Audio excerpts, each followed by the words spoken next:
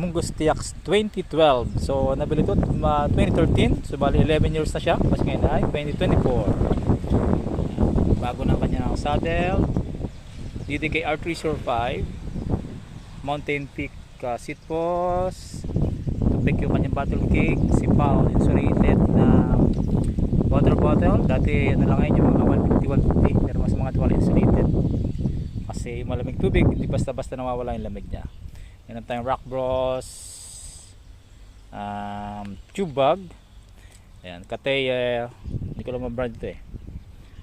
Cat Eye Wireless.